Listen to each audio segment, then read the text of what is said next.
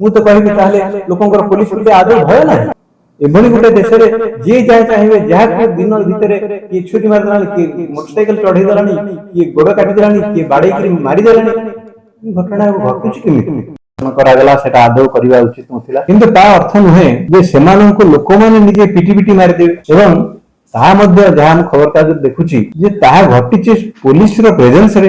ଅତ୍ୟନ୍ତ ମାରାତ୍ମକ ଘଟଣା ଏସବୁ। ଯଦି ଲୋକମାନେ କିଛି ଦିନ ପୂର୍ବରୁ କଣାସରେ ଆମେ ଯାହା ଦେଖିଥିଲୁ ଯେ ଗୋଟେ ପିଲା ଉପରେ ମୋଟରସାଇକେଲ ଚଢେଇ ଦେଲେ ତା ଗୋଡ ହାଣୁଛନ୍ତି, ତାକୁ ପ୍ରକାଶ ମାନେ ଦିବାଲ ଉପରେ ସ୍ପଷ୍ଟ ଦିବାଲ ଉପରେ ଘଟଣା ଘଟୁଛି ରାସ୍ତା ମଝିରେ ବିଚ୍ ବଜାରରେ। ଏଥିରେ କଣ ଆପଣ ମାନେ ଏଥିରେ କି ପ୍ରକାର ଆଇନ ଶୃଙ୍ଖଳା ପରିସ୍ଥିତି ଓଡିଶାରେ ଅଛି ମୁଁ ତ ନିଜେ ଆଶ୍ଚର୍ଯ୍ୟ ହଉଛି।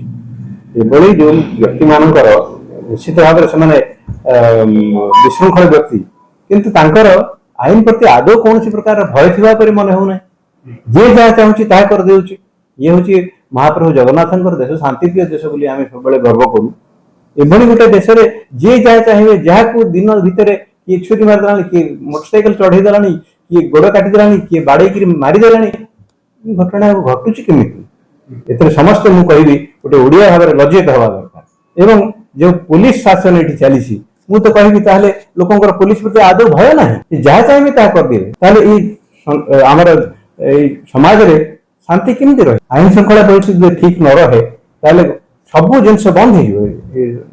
ସମାଜ ତାକୁ ସମସ୍ତେ ସଜାଗ ରହିବା ଦରକାର। ଯିଏ ଭୁଲ କରୁଛି ତାକୁ ଦଣ୍ଡ ଦିଆଯାଉ ଏବଂ ତାକୁ ଦଣ୍ଡ ଦିଆଯିବ ବୋଲି ପୋଲିସ ଉପରେ ଲୋକଙ୍କର ଭରସା ରହିବା ଦରକାର। ନହେଲେ ନିଜେ କାହିଁକି ଯାଇକି ତାକୁ ମାରିଦଉଛି? ଯଦି ପୋଲିସ ଉପରେ ଭରସା ଥାନ୍ତା ତାହେଲେ ସେମାନେ ପୋଲିସକୁ ଅପେକ୍ଷା କରିଥାନ୍ତେ, ତାକୁ ନେଇକରି ସେମାନେ ଦଣ୍ଡ ଦେଇଥାନ୍ତେ, କିଛି ତା ପାଇଁ କେସ୍ କରିଥାନ୍ତେ, ଇନଭେଷ୍ଟିଗେସନ କରିଥାନ୍ତେ, ଜେଲକୁ ଦେଇଥାନ୍ତେ, ଯାହା ବି କରିଥାନ୍ତେ। ସେଥିପାଇଁ ତ ଆଇନ ଅଛି। ଆପଣ ତାହା ନ କରିକିରି ଆପଣ ତାମାନେ ଆପଣଙ୍କ ପୋଲିସ ଉପରେ ଭରସା ନାହିଁ, ନ୍ୟାୟ ବ୍ୟବସ୍ଥା ଉପରେ ଭରସା ନାହିଁ, ଜେଲକୁ ଭୟ ନାହିଁ, ତାହେଲେ ସମାଜ ଚାଲିବ କେମିତି? ମୁଁ ତ କହିବି ଯେ ଏଇ ଯୋଉ ଲୋକଙ୍କ ଭିତରେ ଗୋଟେ ଧାରଣା ସୃଷ୍ଟି କରିଦିଆଯାଇଛି ଯେ ପୋଲିସ ବର୍ତ୍ତମାନ ହୁଗୁଳା ହେଇଯାଇଛି।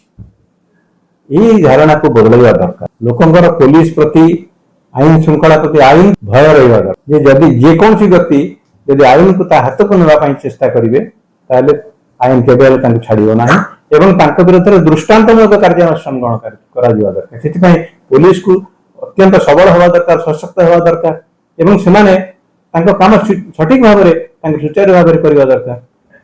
ସେ ପ୍ରକାର ଇମ୍ପ୍ରେସନ ବର୍ତ୍ତମାନ ନାହିଁ। ଦୁଃଖର କଥା।